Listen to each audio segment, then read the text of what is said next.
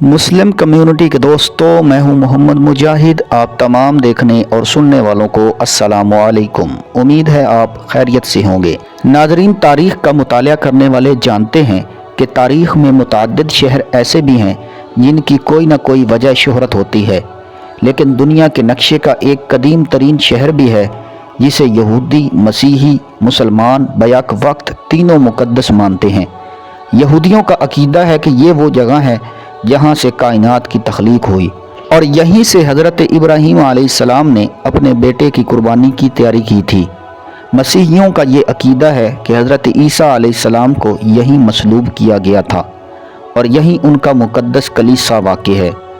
مسلمانوں کا عقیدہ ہے کہ پیغمبر اسلام حضرت محمد صلی اللہ علیہ وآلہ وسلم نے معراج پر جانے سے پہلے اسی شہر میں واقع مسجد اقصی میں تمام نبیوں کی امامت فرمائی۔ یہی وجہ ہے کہ مسلمان اور مسیحی 1000 سال تک اس شہر پر قبضے کے لیے برسر پیکار رہے۔ اس شہر کو بر صغیر کے باسیوں کے لیے یوں بھی انفرادیت حاصل ہے کہ اس شہر میں بر صغیر کا ایک صوفی بزرگ بابا فرید گنج شکر کی ایک سرائے بھی ہے۔ جی ہاں، یہ ذکر دنیا کے قدیم ترین شہر یروشلم کا ہو رہا ہے، اور بہت کم لوگ اس شہر کے بارے میں جانتے ہوں گے کہ اس شہر کے ایک علاقے کا تعلق بر صغیر سے بھی ہے۔ ناظرین، آج کی ویڈیو میں ہم آپ کو بتائیں گے کہ بابا فرید گنج شکر یروشلم کیسے پہنچے اور بابا فرید نے کون سی سرائے میں قیام کیا اور کتنی دیر قیام کیا۔ بابا فرید کے نام سے منسوب جو سرائے ہے وہ آج کل کس حالت میں ہے۔ بابا فرید گنج شکر یروشلم کیوں آئے؟ یہ 2 اکتوبر 1187 کا دن تھا جب دنیا کے سب سے متنازع سمجھے جانے والے شہر یروشلم میں لگ بھگ 9 دہائی کے وقفے کے بعد مسیحی حکمرانوں کا اختتام اور سلطان صلاح الدین ایوبی کی قیادت میں ایک بار پھر مسلم حکمرانی کا دور شروع ہوا۔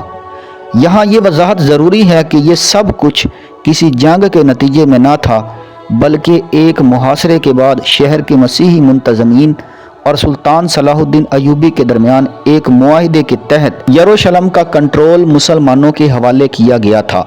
سلطان صلاح الدین ایوبی کی چونکہ یہ دیرینہ خواہش تھی کہ وہ صدیوں سے قابض اس مقدس شہر کو اسلامی تشخص کا نمونہ بنائیں، جس کے لیے یروشلم کے مفتی نے سلطان صلاح الدین ایوبی کے پیغام کو آگے بڑھاتے ہوئے پوری دنیا کے صوفیوں، درویشوں اور مشائخ کو دعوت عام دی کہ وہ یروشلم میں آ کر اسلامی تعلیمات کا پرچار کریں۔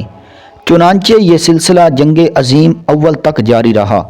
مفتی یروشلم کی اپیل پر یہاں آنے والے صوفیوں میں پنجاب سے بابا فرید گنج شکر بھی تھے۔ اگرچہ تاریخ کی کتابیں بابا فرید کے یروشلم میں قیام کے صحیح عرصہ کے بارے میں خاموش ہیں، تاہم اس بات کے شواہد موجود ہیں کہ ان کا یہاں قیام طویل عرصہ پر محیط تھا۔ ان کا قیام جس عمارت میں تھا، بنیادی طور پر وہ ایک سرائے تھی جہاں عام طور پر حج کے دنوں میں مسافر قیام کرتے تھے۔ اس سرائے کے نیچے تہہ خانے میں ایک چھوٹا سا کمرہ بابا فرید کی عبادت کے لیے مختص تھا، جبکہ اس عمارت کے صدر دروازے سے آتے ہی ایک چھوٹا سا کمرہ بابا فرید کی رہائش گاہ پر مشتمل تھا، جبکہ باقی ساری عمارت مسافر خانہ کے طور پر استعمال کی جاتی تھی۔ تاریخ کی کتابوں میں اس بات کا ذکر بھی ملتا ہے کہ بابا فرید کی ہندوستان واپسی کے بعد بھی کئی صدیوں تک ہندوستان سے حج کے لیے جانے والے افراد آتے جاتے بابا فرید کے سرائے میں قیام کرتے تھے۔ یہ وہ زمانہ تھا جب عربوں کی مالی حالت انتہائی مخدوش ہوا کرتی تھی، جبکہ اس کے مقابلے میں ہندوستانی نوابوں اور سلطانوں کی دولت کے چرچے 400 ہوا کرتے تھے۔ اس دوران مسجد اقصی اور دیگر اسلامی عمارتوں کی حالت خستہ ہو چکی تھی۔ چنانچہ مفتی یروشلم نے 1923 میں کچھ افراد کو انڈیا کے مسلمانوں کے پاس رقم لینے کے لیے بھیجا۔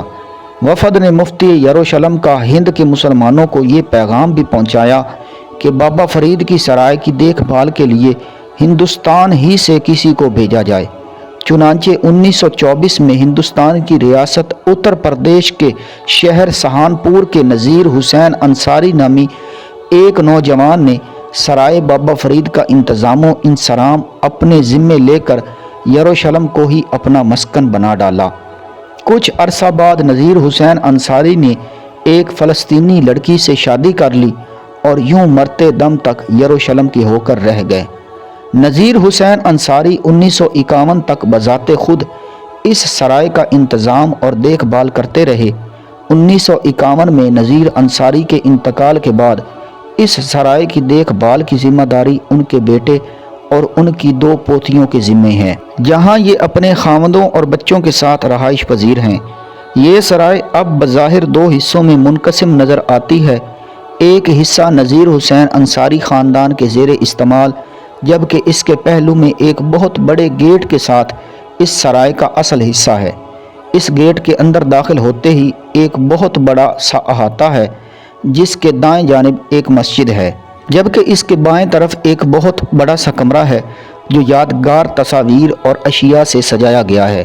اس کمرے سے متصل بابا فرید گنج شکر کا کمرہ اور اس سے نیچے تہہ خانے میں اس سے بھی کچھ چھوٹا ایک کمرہ بابا فرید کی عبادت کے لیے مختص تھا، جہاں بابا فرید اکثر چلہ کاٹا کرتے تھے۔ اب اس کمرے میں بابا فرید گنج شکر کے ایک مداح کی تیار کردہ ایک پینٹنگ بھی سیاحوں کی دلچسپی کے لیے رکھی گئی ہے۔ اس سرائے کی تعمیر کو 800 سال سے زائد کا عرصہ ہو چکا ہے۔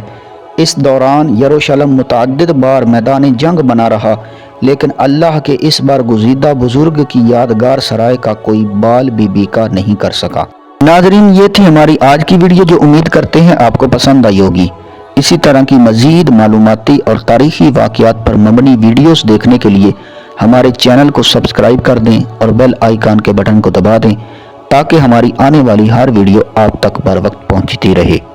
اگلی ویڈیو کے ساتھ پھر ملاقات ہوگی، تب تک اپنا اور اپنوں کا خیال رکھیے گا۔ اللہ نگہبان۔